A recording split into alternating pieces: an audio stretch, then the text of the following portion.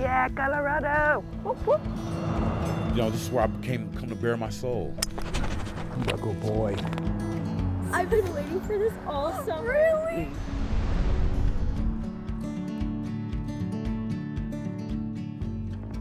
Hi there, I'm Ann Herbst. And I'm Evan Krugel. Thanks for joining us for Storytellers Stars, where we introduce you to some of the coolest people we met in Colorado this year. Does that include you? Well, naturally. Does it include you? I think so. Probably not. Anyway, Mark Salinger and I met one of these cool people on Mount Sanitas. Boulder is a nice town. How are you today? Filled with nice people. How's it going? Doing nice things around nice places. It is fantastic. The word nice Beautiful day. is just another overused four-letter word when you can't think of something better. I just kind of let it absorb in and But up here, stand here and look at the views. there's no better way to describe Curtis Jones. And I'm just being me, so it's nothing special. There's nothing bland about Curtis. Around Boulder's Mount Sanitas, What's your name? Curtis, Curtis, I'm Shannon. it's nice to meet you. Curtis has gained a reputation. In the mood for a little present? You're the hat guy. Oh my god! Oh my goodness! I've been waiting for this all summer. Really? You bring a lot of joy, so it's an honor to meet you in person. Oh, I was up here one time and someone called me the mayor of Mount Sanitas, and I don't know that I want a political title to go along with what I'm doing on Sanitas. People don't always flock to politicians, Nice meeting you, Emily. but this mountain mayor has soared in popularity.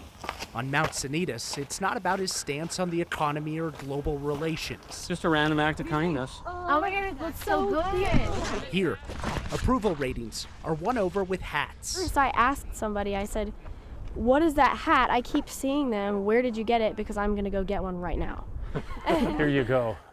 And it totally matches your shirt, too. Well, there's a man who hands them out, and I'm like, crap. Oh, I love it. Oh my god. Hi there. A Curtis sighting isn't guaranteed. Not even for the trail crew working for months up here. All summer, I see people with the hats, and I keep commenting on it. And The best way to increase your chances is to hike more. you have to catch Curtis to get a hat. So Like a hat from you in person. you can't just go out to the store and buy one. You have to meet Curtis. This is the fourth time today I've teared up. And just hearing your words made me tear up. So I know it's, The hats are like everything else in Boulder. Really nice and not cheap. I think I've gotten out about 1,000 now. I don't have anyone donating money to me. It's just me, and that's all I want it to be. I read somewhere that there's 300,000 people that come on Mount Sanitas every year. So if you bought a hat for everyone, That would be $6.2 million. I won't be giving a hat to everyone. After decades of selling garden seeds, Curtis wanted to be the CEO of making other people smile. Well, I sold my business, and I kind of felt like I had imposter syndrome, like I don't deserve this much money, and I thought, I'll give some of it back to the cool people on Sanitas, because this helped me de-stress during the pandemic, which my business was super busy. Sure, it's just a hat, That looks good on top of your bun there. but the connection it creates means so much more. I come up here, I see people I know, I've met, and even if we chat for 10 seconds, it's great. It's my family. Be nice. Led Curtis to something bigger. So selling the business, I didn't have purpose anymore, and this is my purpose. Mount Sanitas changed Curtis. And I get to hike up a mountain. And Curtis changed Mount Sanitas. What a treat. To quote Mother Teresa, you throw a pebble in a pond and it creates lots of ripples, and I hope that's what happens. It's not really the hat that people are chasing. It's about that feeling you get when someone does something How you doing? nice. Good. a lot of your cats out today. Well, the fact that you just asked about the hats means I give you one. Okay, Evan, how many hats do you think that guy's handed out? I think the better question is how many times has he hiked Mount Sanitas? This guy might hike more than you. I don't know, if you think that's a lot, wait till you see our next story. I always said I would not run unless a T-Rex was chasing me down the road. Coming up, we'll introduce you to a woman who took a 2,000-mile adventure.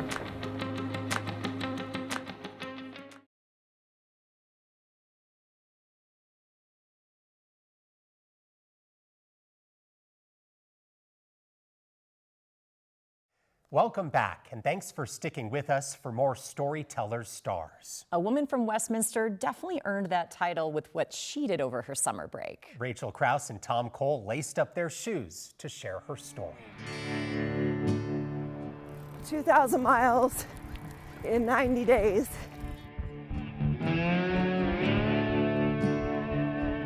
That's about 23 miles a day for 90 days. It's always going to hurt at some level, but it's about what you choose to do with that. For so long, Susan Bryden's feet felt more comfortable on close-by trails. This kind of exercise used to be her punchline. I always hated running, and I always said I would not run unless a T-Rex was chasing me down the road. But I came to love running. I've run several hundreds, a couple of 200s, and now this 2,000-mile adventure. Now she's setting a new race for herself, running across the Midwest. My family thinks it's amazing and crazy. Susan's perseverance pushed her to new heights. Dreams she hopes to drive into every mile and into girls and young women she meets. What I'd like to do is take that message back into the Midwest and areas like the ones where I grew up and really talk about that running journey and share how I tackled those big, audacious running goals. So Susan and her husband Andrew hit the road. Bye. See you in 90 days. Picking up the American Discovery Trail in Cincinnati. I do have fields next to me, but not much going on, as you can see. The run moves fast, the miles slow. I'm about 120 miles outside of Kansas City. Some stretches fly by, others are punishing. It was deep, dense forest trail. We caught up with Susan in Kansas, more than 1,000 miles in. It was no joke. I would step forward and mud would go up to my kneecap. That about did me in. Every step, an opportunity. By running across the Midwest, show by example that it is amazing what the human body will do. Rest breaks allowing her the chance to meet with young girls and women through Girls on the Run, a nonprofit encouraging girls to push the boundaries of their potential while helping them get outside and active. By day 67, a welcome sign sprouts off the highway, driving Susan forward. Yeah, Colorado! Whoop, whoop. The vast landscape unlocking why Susan laced up her sneakers and started out the door. My impetus for running was my husband Andrew. When he got his second cancer diagnosis, he said, when I get done with this radiation, I'm gonna run a half marathon. I was blown away by that, so I said, well, I'll run my first 5K the same day. After seeing her husband push past all limits, she questioned her own. And I thought, you know, I've been underestimating what I'm actually capable of, I think. Grit that carries her forward on her final few hundred miles. All right, you ready to get your last quarter of a mile? Let's do it. Hello? 84 days after taking off, Susan's feet carried her home. We're just amazed by what she's done here, and that we hope other little girls watching see what she can do and know that they can do whatever they set their mind to as well. We're proud of her. Congratulations. Oh, stop to watch. Oh my gosh, thank you. So proud of you and so impressed by you. Star power activated.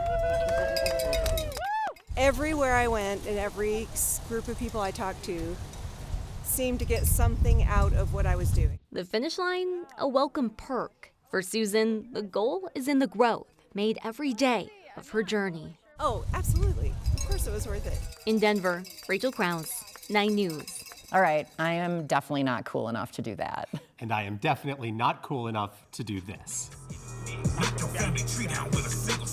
After the break, how one rapper's viral video turned into a movement for mental health.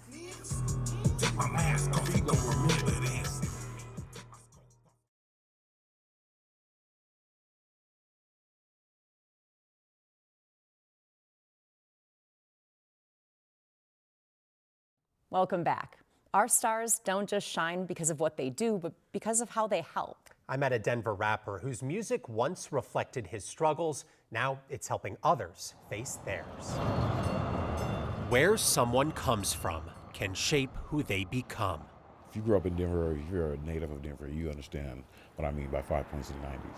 It was rough. Corey Mathias grew up surrounded by violence, but found safety in the studio. Because some of my music is me getting a lot of anger out. Some of my music is me getting a lot of confusion out or whatever. So just, this is where I come to bare my soul. Rap music has long been a voice for struggle and survival, a theme that's dominated the genre. Death, murder, money, cars, clothes, and that's what sells. Y'all niggas on fire, baby.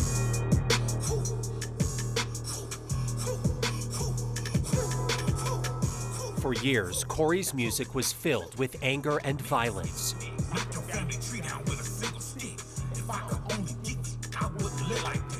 Masking the struggles he faced within. Yeah, I didn't really know what was going on at the time. I just knew that I was in a very unhappy place, and I was going through depression. Corey didn't tell anyone because no one in his community ever talked about it.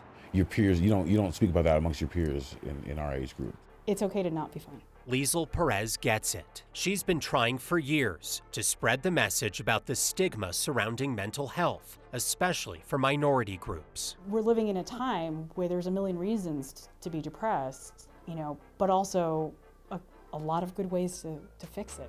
Last year, Liesl posted some statistics on social media showing Colorado ranked as one of the worst in the country for overall mental illness, despite good access to care. Stats that found their way into Corey's feed. There's ultimately a mental health issue in Colorado. We actually are ranked as we're one of the highest mental health states for whatever reason. It might even just be the altitude. It might be something simple as altitude. Yeah. We ain't getting enough oxygen. I don't know what's going on.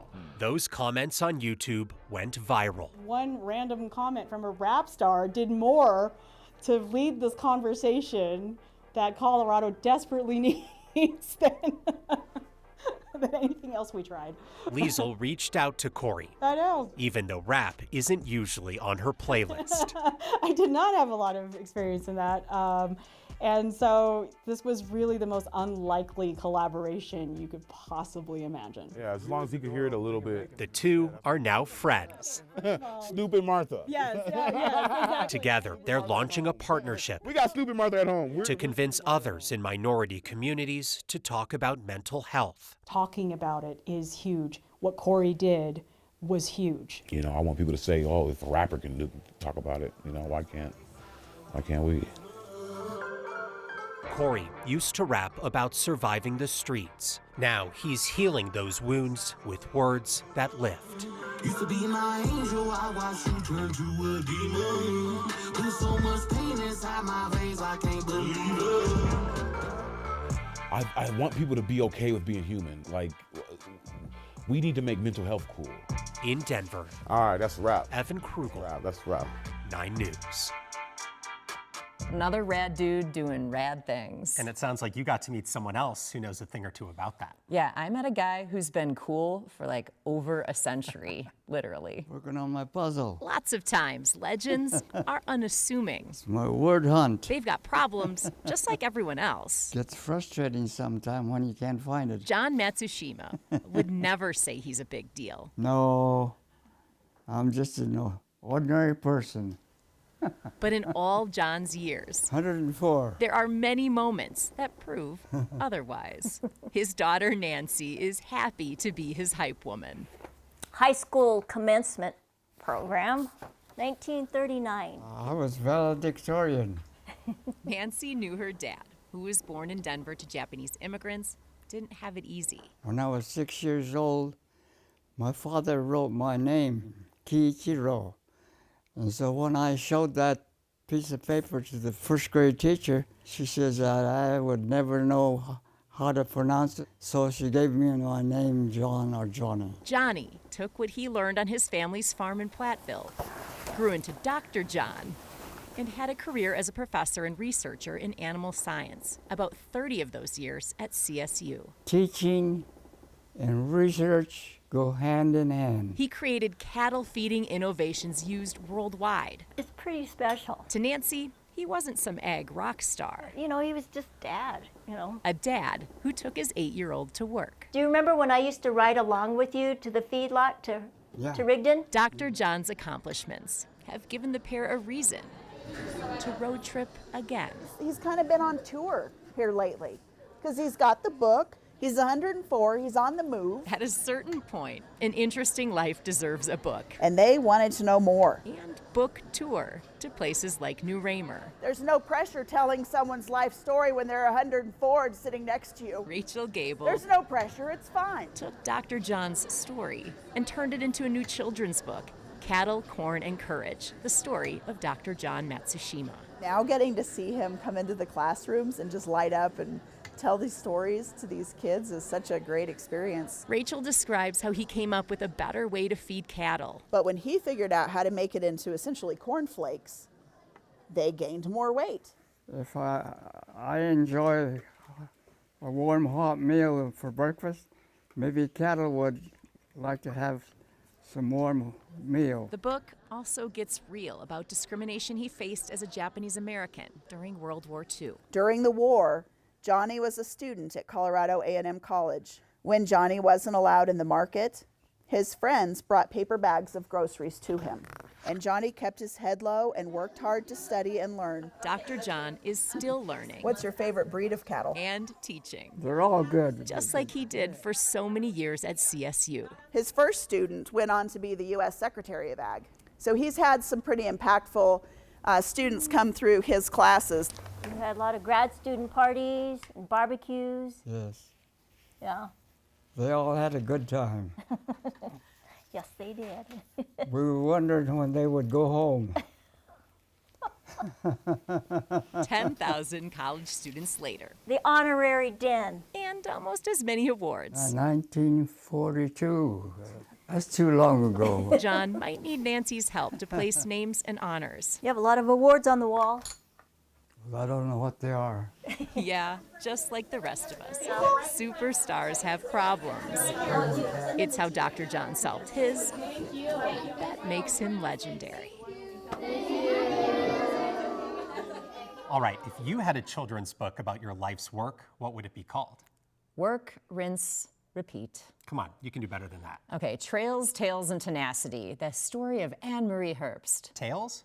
Yeah, I gotta include my dog, Gidget. Insert picture here. Speaking of cute dogs, not all stars stand on two legs. A service dog is living up to his name and then some. Yeah, he saved my life. He definitely saved my life. Meet Tommy after the break.